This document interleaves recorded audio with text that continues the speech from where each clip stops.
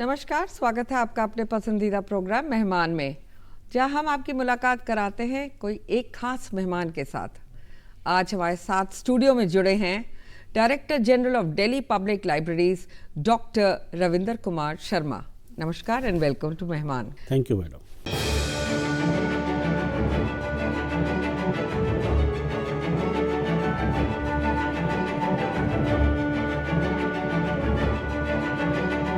Library को एक sanctity दी जाती है, एक सोलेमनिटी दी जाती है, एक एहसास होता है कि एक किताब और आप एक कमरे में, या आप बहुत सारी किताबों के साथ एक कमरे में बैठे हैं और अध्ययन कर रहे हैं। आप कैसे डिफाइन करेंगे लाइब्रेरी को? अगर आप मेरे से दूसरे शब्दों में पूछें कि ये लाइब्रेरी का जो कंसेप्ट है ये मेरे को कहाँ से पता लगा, तो ये मेरे को पता चला मेरे स्कूल से। दिल्ली के एक गांव में बड़ा हुआ हूँ, पला हूँ, एजुकेशन प्राप्त किया है, और बिजवासन उस गांव का नाम है। उसकी स्कूल में मैं पढ़ता था, और वहाँ मैं अनायास ही, मेरे को नहीं पता था कि लाइब्रेरी क्या चीज़ है, तो मेरे को एक जगह पता लगा कि यहाँ कोई है, एक रैक रखा हुआ, एक कमरा है और उसमें कुछ किताबें रखी हैं। तो मैं अपने आप को उनसे बचता हुआ और मैं वहाँ जाके बैठ जाता था।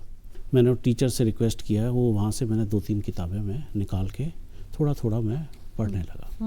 और वो पढ़ते पढ़ते क्या हुआ कि मेरे ख्याल से कुछ समय के बाद एक दिन हमारा प्रेयर मीटिंग हो रहा था स्कूल के अंदर, और प्रेयर मीटिंग में प्रिंसिपल ने जो है ना अनाउंस किया कि कुछ इनाम बच्चों को देते थे उनके अच्छे अच्छे कृत्य करने पे। तो मेरा भी नाम आया, और मेरे को समझ नहीं आया कि मैंने तो कुछ किया नहीं, ना मैंने कोई पार्टिसिपेट किया किसी खेल में, कूद में, पहले तो यही ज़्यादा हुआ करता था। तो वहाँ पता लगा कि इन्होंने जो है सबसे ज़्यादा लाइब्रेरी को यूज़ किया। मैं हैरान कि मैंने तो ना लाइब्रेरी का मेरे को पता था, ना मेरे को कुछ पता था क्या मतलब है। और फिर मेरे को एक उन्होंने गिफ्ट में एक पुस्तक दी, और उस पुस्तक का नाम था वीर अभिमन्यु।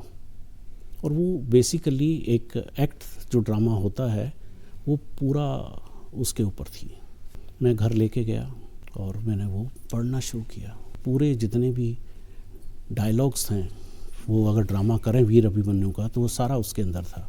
अब आप देखिए कि वहाँ से मैंने शुरू किया, और आज जो है अगर हम जो ट्रेडिशनल लाइब्रेरीज़ की अगर हम बात करें, तो जो आपने फीलिंग अभी मेरे को दिया कि हमारे एक लाइब्रेरी साइंस के, जिनको हम फादर ऑफ लाइब्रेरी साइंस कहते हैं in India, doctor S.R. Ranganathan, उनसे लंदन में वो एक अपना कोर्स करने गए थे लाइब्रेरी साइंस का, मैथमेटिक्स के प्रोफेसर थे। तो वहाँ उनके हेड ने उनसे पूछा था कि भाई आप लाइब्रेरी या कंसेप्ट से आप कैसे जीते हो, कैसे? तो उन्होंने बोला था कि I live library, I share library, I think library, I sleep library. Because it is a kind of solemnity, as I suggested earlier, and that feeling that books are your best friend. किताबें एक इंसान की सबसे अच्छी दोस्त मानी जाती हैं शुरुआत से। आपने लाइब्रेरीज की बात की, नेशनल लाइब्रेरीज की बात की जाए तो कोलकाता में एक मॉन्यूमेंटल लाइब्रेरी है। इस तरह की कौन सी लाइब्रेरीज इंडिया में हैं, उस पर थोड़ा अपने विचार साझा करिए। देखिए, जो नेशनल लाइब्रेरी का कंसेप्ट है ये काफ़ी पुराना कंसेप्ट है।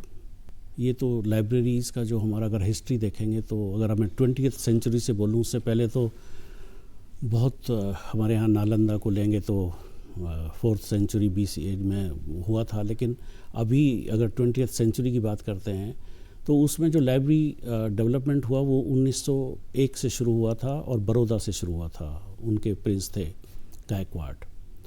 वो अमेरिका गए थे और वहाँ पे उन्होंने कुछ लाइब्रेरीज़ को देखा, और वो बड़े वहाँ से प्रभावित हुए। वहाँ के बाद उन्होंने एक अमेरिकन लाइब्रेरी को बड़ौदा बुलाया, पब्लिक लाइब्रेरी पे उन्होंने काम कराया। और उसके बाद जो है हमारी ये 1900 आप मान के चलिए 51 में जो दिल्ली पब्लिक लाइब्रेरी है, वो यूनेस्को ने वर्ल्ड वार के बाद उसको एक मॉडल लाइब्रेरी का रूप दिया। फिर हमारा राजा राम मोहन राय लाइब्रेरी फाउंडेशन है, जो आजकल अपेक्स बॉडी है लाइब्रेरी सिस्टम डेवलपमेंट के लिए। और फिर नेशनल नॉलेज कमीशन भी आया है 2005 में, तो इस तरह से चलता है। लेकिन नेशनल लाइब्रेरी का जो कंसेप्ट था वो पहले ये था कि हमारी जितनी भी वेल्थ ऑफ इंफॉर्मेशन है या नॉलेज है उसको एक जगह स्टोर करना और वो हमारे रिसर्चर्स के लिए उसको अवेलेबल कराना, ये सबसे बड़ा ध्येय था। अब जिस तरह से हम लोगों ने ये बात सोची तो एक डिलीवरी बुक्स ऑफ एक्ट 1954 का है, फिर बाद में मॉडिफाइड हुआ 1956। वो गवर्नमेंट ने एक एक्ट पास किया जिसमें हर पब्लिशर और हर जो भी चाहे वो मैगज़ीन निकालता है या कोई भी चीज़ पब्लिश करता है प्रिंट में, आज तो इलेक्ट्रॉनिक में भी, उसकी कॉपी नेशनल लाइब्रेरी में डिपॉजिट होती थी और उसका फिर रिकॉर्ड होके एक इंडियन नेशनल बिब्लियोग्राफी पे निकालता था नेशनल लाइब्रेरी। अभी भी वो शायद कंटिन्यू कर रहा है। तो बेसिकली जो वेल्थ ऑफ इंफॉर्मेशन नॉलेज है कंट्री की वो एक जगह अवेलेबल है and it is available for the users. तो उसके दोनों ही पर्पज़ हैं कि पूरी वेल्थ ऑफ इंफॉर्मेशन की आपके पास रिकॉर्डिंग आपको मिल गई, हम उसको प्रिजर्व भी करते हैं, आर्काइवल भी वहाँ पे करते हैं और हम सर्विस भी देते हैं पूरे कंट्री की रिसर्च को। एब्सोल्युटली। और अगर ब्रिटेन की बात की जाए, so about 50,000 people are entitled to one library. These are the concepts prevailing in the international arena. तो इसके बारे में क्या जानकारी आप देना चाहेंगे? देखिए, अगर आप स्टैटिस्टिक्स के हिसाब से देखें तो हिंदुस्तान में लगभग अभी 55,000 के करीब पब्लिक लाइब्रेरीज हैं। तो लगभग 25,000 आदमी पे एक लाइब्रेरी है। Not a bad situation in that way. लेकिन अगर हम कंडीशंस की बात करें तो डिफरेंट है। अगर आप यूके की बात करें तो यूके का पॉपुलेशन जो है वो करीबन 9 करोड़ है और वहाँ की लाइब्रेरी का जो परसेंटेज निकलता है 20,000 आदमी पे एक लाइब्रेरी है। यूएस में 37,000 पे एक लाइब्रेरी है। उनकी 33 करोड़ के करीब पॉपुलेशन है यूएस में और उनके पास 9,000 लाइब्रेरी हैं, पब्लिक लाइब्रेरीज। तो अब यूनिवर्सिटीज़ का और एकेडमिक लाइब्रेरीज़ का अगर हम लें तो वो बहुत सारा हो जाएगा, क्योंकि 1947 में जैसे इंडिया को लें तो 18 यूनिवर्सिटी होती थी उस समय, आज 800 के करीब यूनिवर्सिटीज़ हैं। तो इंडिया उस हिसाब से हमने काफ़ी अच्छी तरीके से और अच्छे टाइमली फॉलो किया पब्लिक लाइब्रेरी मूवमेंट को इंडिया में लाने के लिए with the help of UNESCO. तो उन्होंने 1951 में दिल्ली पब्लिक लाइब्रेरी को एक मॉडल लाइब्रेरी के लिए प्रोजेक्ट चुना और वो बड़ा सक्सेसफुल प्रोजेक्ट रहा। यूनेस्को के साथ साथ एक हमारी international federation of library associations है, इफ्ला, जो कि वर्ल्ड बॉडी है लाइब्रेरी एसोसिएशंस के लिए। उन्होंने फिर एक यूनेस्को ने जैसे पब्लिक लाइब्रेरी मैनिफेस्टो निकाला था 1949 में, उसके बाद 1972 में मॉडिफाई करके इफ्ला के साथ एक नया मैनिफेस्टो निकला। फिर उसके बाद में 94 में भी एक पब्लिक लाइब्रेरी मैनिफेस्टो बनाया गया कि कैसा होना चाहिए, क्या होना चाहिए इंटरनेशनल पॉइंट ऑफ व्यू से, सो दैट ऑल पीपल एक ही बोर्ड में वो रह सकें। कुछ लाइब्रेरीज के कंसेप्ट अब चेंज होते जा रहे हैं, आपने देख रहा होगा। जो we see library on wheels also now, that is a new concept that is coming in, mobile libraries.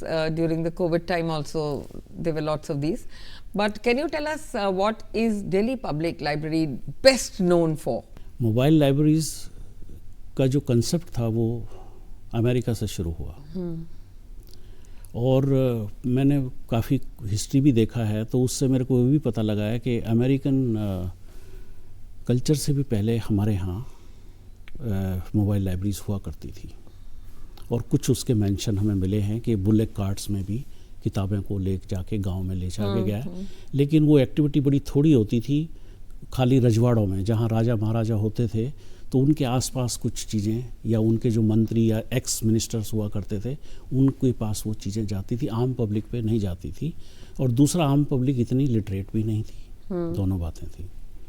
तो अमेरिका से जब ये कंसेप्ट आया, तो जब हमारा यूनेस्को ने दिल्ली पब्लिक लाइब्रेरी को एस्टेब्लिश किया, तो आप ये देखिए कि 1951 में दिल्ली पब्लिक लाइब्रेरी एस्टेब्लिश हुआ और 1953 से मोबाइल लाइब्रेरी हमने शुरू कर दी थी इन दिल्ली पब्लिक लाइब्रेरी। और आज उसकी स्थिति ये है कि हमारे पास 11 मोबाइल वैन्स हैं जो कि डिफरेंट रूट्स पे जाती हैं थ्रू आउट एनसीआर दिल्ली में, और 200 के करीब पॉइंट्स हैं जहाँ की लाइब्रेरी खड़ी होती है, मोबाइल लाइब्रेरी, और लोगों को लैंडिंग करती है, किताब लेती है, देती है। 200 पॉइंट्स इस समय दिल्ली में कवर करती है। और उसमें अभी रिसेंटली हमें थोड़ा सा मदद मिला, CSR से भी हमें कुछ फंड्स मिला, उसके द्वारा भी हमें अभी मेरे ख्याल से कोई लगभग साल भर पहले 3 बसें हम लोगों को उन्होंने डोनेट की थी। पहले हमारे पास 8 थी, अब हमारे पास 11 बसें हैं। तो ये कंसेप्ट हमारा बहुत ही यूज़फुल रहा है, क्योंकि पब्लिक लाइब्रेरी का एक सबसे बड़ा मोटिव होता है कि आप अनरीच्ड के पास पहुँचें। You have to reach to unreached people, especially the rural area. Entire concept of a new India या न्यू डिजिटल इंडिया की जैसे माननीय प्रधानमंत्री बात करते हैं, उसके लिए लाइब्रेरी का कॉन्सेप्ट बहुत महत्वपूर्ण है। एक स्टडी हुआ था और वो एक मैगजीन में पब्लिश भी हुआ है। 90% ऑफ द टीचिंग वो जो है क्लासरूम के बाहर होती है। 90% टीचिंग फॉर ओवरऑल डेवलपमेंट, और पर्टिकुलरली आज के युग में ओवरऑल डेवलपमेंट के लिए लोगों को चाहिए कम्युनिकेशन स्किल्स जानना है, तैयारी करना है। तो खाली रीडिंग ना होके तो 90% जो है लोगों को क्लास से बाहर उनको पढ़ना पड़ता है। अभी समस्या क्या आई है कि उस समय के जो बच्चे थे स्कूल में हैं तो ठीक है, उनको लाइब्रेरी की फैसिलिटी मिल रही है, बुक्स की फैसिलिटी मिल रही है, कॉलेज में गए, यूनिवर्सिटी में गए, वो जैसे ही कॉलेज से बाहर आते हैं तो वो ब्लैंक हो जाते हैं। They are not associated with the institutions, तो उनके पास कोई एक्सेस नहीं है। उनको फिर हम बोलते हैं कि वो इन्फॉर्मेशन ड्रॉप आउट। तो उनकी सबसे बड़ी प्रॉब्लम है कि कहाँ जाए। उनको कोई, आप JNU में जा नहीं सकते अगर आप मेंबर नहीं हैं, आप स्टूडेंट नहीं हैं। तो पब्लिक लाइब्रेरी के पास सिवाय कोई ऑप्शन नहीं है। और इसीलिए पब्लिक लाइब्रेरी का जो रोल जो आज के आपने डिजिटल युग में माना है कि पहले पब्लिक लाइब्रेरी का ना एक परसेप्शन, बड़ा छोटा परसेप्शन होता था कि यू हैव टू, आपके पास हाइब्रिड सॉर्ट ऑफ क्लाइंटेल आता है कि स्कूल का स्टूडेंट भी आया, अनपढ़ भी आया, गांव से भी आया, किताब दे दो, मैथ्स की एक किताब दे दो, कहानी की किताब की, या कुछ नहीं पढ़ रहा है, न्यूज़पेपर के लिए बहुत अच्छा है। लेकिन आज क्या है, लेवल बढ़ गया है। They are born with the digital tools and techniques. Digital native के लिए अब लाइब्रेरी को भी चेंज करना पड़ेगा, री एनर्जाइज करना पड़ेगा और री इन्वेंट करना पड़ेगा, और वो हम लोग ट्रांसफॉर्मेशन कर रहे हैं। एक माइक्रोसॉफ्ट के CEO हैं नडेला, सत्य नडेला, उन्होंने किताब लिखा था हिट रिफ्रेश, और उस बुक में उन्होंने बेसिकली यही मेंशन किया है कि चाहे वो लाइब्रेरीज है, चाहे कोई ऑर्गेनाइजेशन है, एक ऐसी स्थिति पे आ जाती है कि जहाँ से आपको ये सोचना पड़ता है कि यह तो मैंने कर लिया, अब इससे आगे कहाँ जाऊँ। तो बेस्ट वे होता है कि जहाँ तक आप आगे उसको रिपीट ना करें, उससे आगे आप चलिए। अब हम चाहे कितना ही भी, जैसे आपने पहले एक सीन दिखाया कि आप लाइब्रेरी में बैठे हैं, आपको एक अलग से स्मेल आ रही है बुक्स की, आप पढ़ रहे हैं, वो बिल्कुल ठीक है, उसको हम इग्नोर नहीं कर सकते। The yellow pages when you touch them, yes, absolutely. तो वो एक फीलिंग, उसको तो जो है मेरे ख्याल से अनकम्पेरेबल फीलिंग, और उसका कोई सब्स्टिट्यूट भी नहीं है। लेकिन आज के युग में कितना ही भी कुछ कहिए, we don't have any option other than to accept the digital. Digitisation की बात की जाए तो कोविड के समय काफ़ी स्टूडेंट्स के लिए भी परेशानी का रहा है। There've been these drawbacks that they cannot really come physically to visit a library. तो इस समय में पब्लिक लाइब्रेरीज ने क्या इनिशिएटिव्स उठाए हैं? You've had webinars, seminars, all of these. ये कैसे आपने लर्निंग को फैसिलिटेट किया? बिल्कुल, अभी हमारी लाइब्रेरी फ्रेटर्निटी के लिए एक बहुत ही प्रेस्टीज की बात है कि लाइब्रेरी को ये सोचा गया वर्ल्ड लेवल पे कि क्यों ना लाइब्रेरीज को हम पार्टनर बनाएं इन डेवलपमेंट गोल को अचीव करने के लिए। और उसमें IFLA का लीड लिया, हमारी जो इंटरनेशनल बॉडी है, और उसको उन्होंने इन्वॉल्व किया first time in the UN history कि एक IFLA जो है हमारी लाइब्रेरी एसोसिएशन जो फेडरेशन है, उसने पार्टिसिपेट किया और उन्होंने बताया हम कैसे हेल्प कर सकते हैं। तो उसका एक प्रिंसिपल मैं आपको बताता हूँ। उन्होंने का प्रिंसिपल है कि एक्सेस टू इन्फॉर्मेशन और इंक्लूसिव एक्सेस टू इन्फॉर्मेशन। ये अगर आपकी इंफॉर्मेशन एक्सेसिबल नहीं है तो आपके कोई भी गोल्स आप अचीव नहीं कर सकते। अब वो कैसे एक्सेस कराएं? Through libraries. तो यहाँ पे जो आपने बेसिकली चेंजेस करे हैं एंड जो आपने देखा है वर्ल्ड ओवर टेक्नोलॉजी से, what are those changes? Because what is the role of women से in information sharing? What is the role of digitization next level, which you're seeing in international countries, what they are doing to take this ahead? देखिए, उसके लिए जो है सबसे बड़ा जो role है वो इंफॉर्मेशन एडवोकेसी का है। एक बुक आया था अभी 2017 में, measuring of information society, international telecommunication union ने निकाला था, और उन्होंने प्रोजेक्ट किया था कि आने वाले, जो मैं आपके सवाल का ही जवाब दे रहा हूँ, आने वाले 15-20 वर्ष में क्या होने वाला है। तो उन्होंने 4 ट्रेंड्स बताए थे। एक बताया था इंटरनेट ऑफ थिंग्स। जितने हमारे पास मोबाइल सब्सक्राइबर नहीं है, जितनी इंटरनेट थिंग्स अवेलेबल हैं आज की डेट में, 8 बिलियन, लेटेस्ट फिगर यही होगा। आर्टिफिशियल इंटेलिजेंस, आप देखिए, गूगल को देखिए, अमेजन को देखिए, they are all based on artificial intelligence. हमारे क्रेडिट कार्ड सब इट्स अ रोबो बेसिकली। उसके बाद बिग डाटा सबसे बड़ी प्रॉब्लम है आज के टाइम में लाइब्रेरीज के लिए। आपने मैनिपुलेशन तो कर लिया, आपने इंफॉर्मेशन तो अवेलेबल हो गया आपके पास, प्लेंटी ऑफ इंफॉर्मेशन, लेकिन सही इंफॉर्मेशन कैसे निकालोगे? तो बिग डाटा का अब आजकल एनालिसिस होने लग गया है। अभी यूएन ने एक रिसेंटली अपना एक वेबसाइट क्रिएट किया है, यूएन ग्लोबल पल्स करके, और वो गूगल और उनके साथ मिलके उन्होंने, जैसे हमारे सस्टेनेबल डेवलपमेंट गोल्स हैं, उसके डाटा को कि किस तरह से लोगों को प्रेजेंट किया जाए कस्टमाइज करके। जो आपकी मैं एक जवाब ये भी है कि जब हम आउटरीच करते हैं तो हमें कस्टमाइजेशन करना पड़ता है इन्फॉर्मेशन का, और वो जो कस्टमाइजेशन है तो उसका एनालिसिस होना बहुत ज़रूरी है। इतनी इन्फॉर्मेशन है, प्लेंटी ऑफ इन्फॉर्मेशन है। और एक फिर हमारी क्लाउड कंप्यूटिंग है कि स्टोरेज, हर आजकल इंस्टीट्यूशन का या घर में भी हमें प्रॉब्लम है कि ना कंप्यूटर की मेमोरी से काम चल पाता है, ना ही पेन ड्राइव से, और ऐसे ही लाइब्रेरीज़ में सर्वर भी अब अफेक्टिव नहीं रहे, हम लोग क्लाउड में डाटा होस्ट कराते हैं। तो ये चीज़ें मैंने जो 4 जो ट्रेंड बताए कि ये आने वाले टाइम में भी और अभी भी इतने फास्ट मूव कर रहे हैं, और इनके कॉम्बिनेशन से हम लोग आउटरीच कर रहे हैं और हम लोग लोगों में जा रहे हैं। एक यूएन का स्लोगन है, आपने तो सुना ही होगा कि नो वन लेफ्ट बिहाइंड, वो उसी के बेस पे सारा सस्टेनेबल डेवलपमेंट गोल है।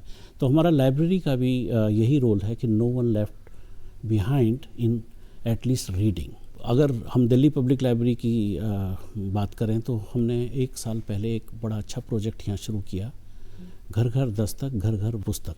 उसमें क्या किया कि कोई भी आदमी कहीं भी दिल्ली में अगर हमें ये कहता है कि हमें ये किताब चाहिए, तो हम लोग उसको प्रोवाइड कराते हैं। वो हमें फ़ोन करता है, और हमारी जो मोबाइल वैन्स जाती हैं वहाँ पे जिस एरियाज़ में, वो उनके थ्रू हम उसको वॉकथॉन। हाँ। You're also a member of the Delhi Library Association. Ji. Can you tell us a little more about this, because it has reached out to, say, Delhi University, Jamia Millia, इस तरह के बहुत reach out efforts हुए हैं, which are monumental, absolutely. देखिए, मैं Delhi library association का president हूँ, और ये संस्था 1939 में बनी थी, और जो भी स्टालवर्ड्स रहे हैं हमारे लाइब्रेरी प्रोफेशन के, उनमें से 4 लोग तो पद्मश्री अवार्डी हैं, वो भी उसके प्रेसिडेंट रह चुके हैं। We work like a mini university, कि कुछ रिसर्च भी काम करते हैं। तो हम एक जर्नल निकालते हैं, 1958 से एक लाइब्रेरी हेल्ड करके क्वार्टरली जर्नल निकलता है लाइब्रेरी रिलेटेड इश्यूज़ पे। हम ट्रेनिंग भी देते हैं। तो एक certificate course in library science हुआ करता है, जो कि सबसे लोअर लेवल का है, वो 1955 से हम कर रहे हैं, इससे रिकॉग्नाइज्ड। तो जो सेमी प्रोफेशनल लोग लाइब्रेरी में होते हैं, वो उस कोर्स को करके, ग्रेजुएशन करके लाइब्रेरीज में जॉब मिल जाता है। तो हम वो एक कोर्स कंडक्ट करते हैं। उसके बाद फिर हमने एक डिप्लोमा इन इंफॉर्मेशन टेक्नोलॉजी भी शुरू किया है, जो लाइब्रेरी से रिलेटेड है, लाइब्रेरी इन इंफॉर्मेशन टेक्नोलॉजी। तो हम टेक्नोलॉजी के साथ चलने के लिए वो हमने डिप्लोमा भी किया है कि वो लोग वो भी करें, जिससे उनको computer application to library activities का ज्ञान हो। तीसरा जो मेन काम है कि overall growth and development of the library और library movement in the country, उस पे हम काम करते हैं। जैसे कुछ प्रोफेशनल हमारी प्रॉब्लम्स हैं, स्केल्स का है, डेजिग्नेशंस का है। अब स्कूल का लाइब्रेरी भी स्कूल कहलाता है, कॉलेज का लाइब्रेरी कॉलेज वो भी लाइब्रेरी कहलाता है, यूनिवर्सिटी। तो लॉट ऑफ हायरार्कीज देयर, तो यूनिफॉर्मिटी और स्ट्रीमलाइनिंग नहीं है। फिर एक अभी और कमी है हमारे उसमें कि कुछ स्ट्रक्चर हुआ करते हैं, फार्मूलाज हैं कि किस तरह से कितना स्टाफ होना चाहिए एक लाइब्रेरी में। तो पहले हमारी कमेटीज़ के और एक्सपर्ट्स के हिसाब से कुछ फार्मूले डिवाइस हुए थे, वो 50 साल पहले बने थे। 1947 में कमेटी थी, वही आज चल रहा है। उसी के बेस पे कॉलेज लाइब्रेरी का स्टाफ और यूनिवर्सिटी लाइब्रेरी का स्टाफ भर्ती होता है। तो आज कंप्यूटर का युग आ गया है, चीज़ें बदल गई हैं, जॉब डिस्क्रिप्शंस बदल गए हैं, जॉब रिस्पॉन्सिबिलिटी चेंज हो गई हैं। तो ऐसे एक फॉर्मेशन ऑफ जो स्टाफ फार्मूला वो भी अभी आना बाकी है, उस पर भी हम लोग कुछ कभी कभी काम करते हैं। तो एसोसिएशन का जो रोल है वो पर्टिकुलरली कि प्रोफेशनल जो लाइब्रेरी प्रोफेशनल्स हैं उनकी भी डेवलपमेंट के लिए और लाइब्रेरीज़ की डेवलपमेंट के लिए भी क्या नई टेक्निक आनी चाहिए, किस तरह से हमें यूज़र को अट्रैक्ट करना चाहिए। अभी जैसे सबसे बड़ा इम्पोर्टेंट इशू है कि यूजर्स नहीं है लाइब्रेरी में, और पर्टिकुलरली ये कोविड के पीरियड में आपने पहले भी एक सवाल पूछा था, तो उसमें जो हमारी ऑनलाइन लर्निंग है और ऑनलाइन एजुकेशन है उसने बड़ी हेल्प की है। और ये जो वेबिनार्स वगैरह, ये आज आम आदमी को भी, मेरे ख्याल से हमारे घर में कोई 3 साल का बच्चा है या 5 साल का है, वो भी बड़ा इजी है उसको यूज़ करने में। तो काफ़ी हम लोगों ने भी लाइब्रेरी में ऐसे टूल अब क्रिएट किए हैं कि जिससे हम ऑनलाइन, जैसे किसी लाइब्रेरी को पूरा एक वर्चुअल टूर कराना है उसका, या वेबिनार्स करने हैं ऑन डिफरेंट इश्यूज़, तो वो लोग हम उस पर कर रहे हैं और घर बैठे लोगों को जानकारी दी जा रही है। हाँ, दूसरा जो यूजर्स को लाइब्रेरी कैसे पहुंची कोविड पीरियड में, उनकी सर्विसेज, तो उसका एक ही माध्यम हमारा नेटवर्किंग रहा है। हमने इस तरह के प्रोग्राम किए हैं कि इस सब्जेक्ट पे जैसे कुछ ना पॉलिसी, यूएन में भी होता है कि पॉलिसी ब्रीफ्स निकालते हैं डिफरेंट टाइम पे, डिफरेंट एरिया पे, तो सब्जेक्टिव नॉलेज के लिए कि उस पर फॉर एग्जांपल एनवायरनमेंट है, क्लाइमेट चेंज है, तो जितने भी रिसोर्सेज हैं उसके वो आपने वहाँ डाले और उनको वहाँ वेबसाइट पे डाल दिया, या फोल्डर बना दिया, वेब उस पर आपके यूट्यूब पे डाल दिया उसको कि ये पब्लिकेशंस आप आइए देखिए। तो इस तरह से हमने सोशल मीडिया का काफ़ी यूज़ अभी हम करने लग गए हैं अपने डीपीएल में भी, कि लोगों को ये भेजने के लिए, क्योंकि हमारे क्लाइंटेल बड़े हाइब्रिड टाइप हैं, इसलिए वो मैं ज़्यादा तो नहीं कहूँगा, लेकिन सब्जेक्ट के हिसाब से हमने कोशिश की है। Take us through your journey. आप गांव में पले बड़े, कैसा लगा था आपको जब आप अपॉइंट हुए as director general of Delhi public library? Academically मैं अपने आप को ये नहीं कहूँगा कि मैं बहुत एक्सीलेंट रहा हूँ, सर्कमस्टेंसेस के हिसाब से कहिए, कुछ भी कहिए, लेकिन जब मैंने लाइब्रेरी साइंस को मैंने पढ़ना शुरू किया उसमें मैं एक्सीलेंट किया मैंने, और उसमें मैंने किया। तो जब मैं दिल्ली यूनिवर्सिटी ज्वाइन किया तो I was simply A graduate और छोटा सा लाइब्रेरी साइंस का कोर्स, लेकिन जहाँ मैं उस लाइब्रेरीज़ में मैं बैठा पढ़ा, मैंने देखा हमारी लाइब्रेरी की 3 शिफ्ट चली जाती हैं, लोग पढ़ रहे हैं बैठ के। I started my career from Ratan Tata library, Delhi school of economics in the university of Delhi.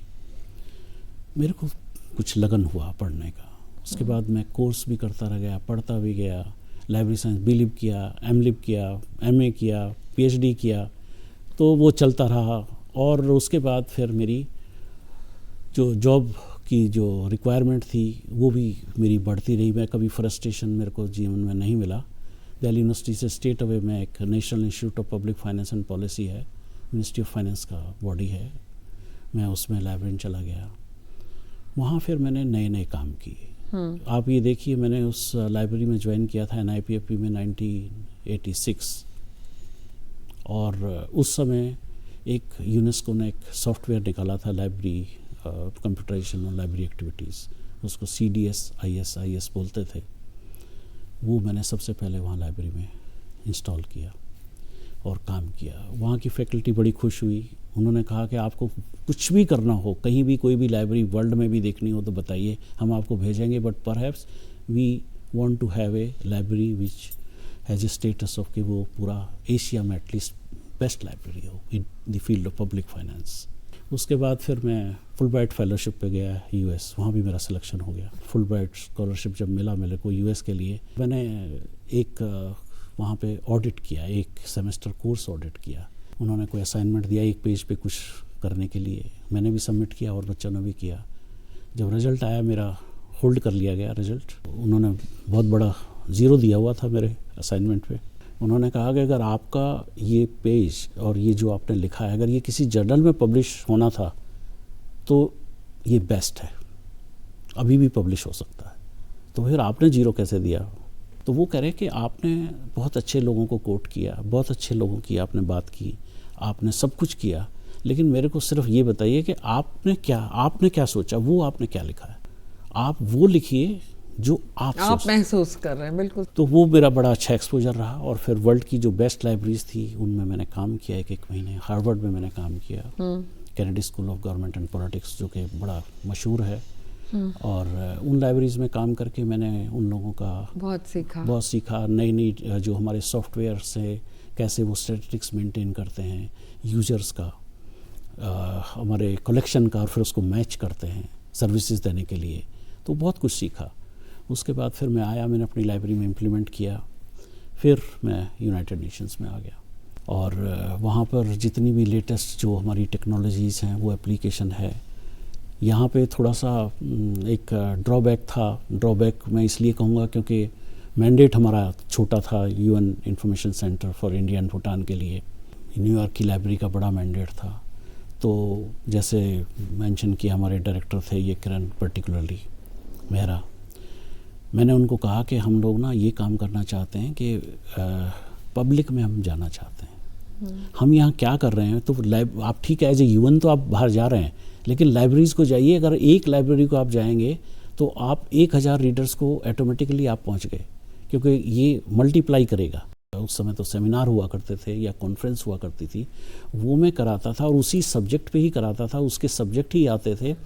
और लाइब्रेरियंस को ट्रेन किया कि उनको ही नहीं पता था कि सस्टेनेबल डेवलपमेंट गोल्स पे कहाँ इन्फॉर्मेशन अवेलेबल है, how to find UN information, search कैसे करें, कहाँ से लें। तो वो उनको लाइब्रेरियंस को ट्रेन करना शुरू किया।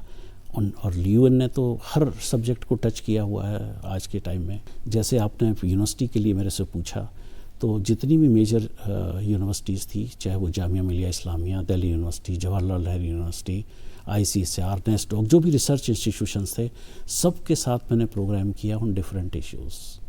तो वो एक नया मेरे को यहाँ काम करने को मिला यूएन में, बिसाइड्स हैंडलिंग द लाइब्रेरी। बहुत बहुत धन्यवाद for joining us today sir. More information to you and more power to you. Thank you so much. धन्यवाद, बहुत बहुत धन्यवाद। And to all of viewers, तो ये थे हमारे आज के बहुत ही खास मेहमान doctor Ravinder Kumar Sharma, director general of Delhi public library. फिर मुलाकात होगी अगले रविवार इसी समय पे। तब तक के लिए दीजिए पूरी टीम को इजाज़त। नमस्कार।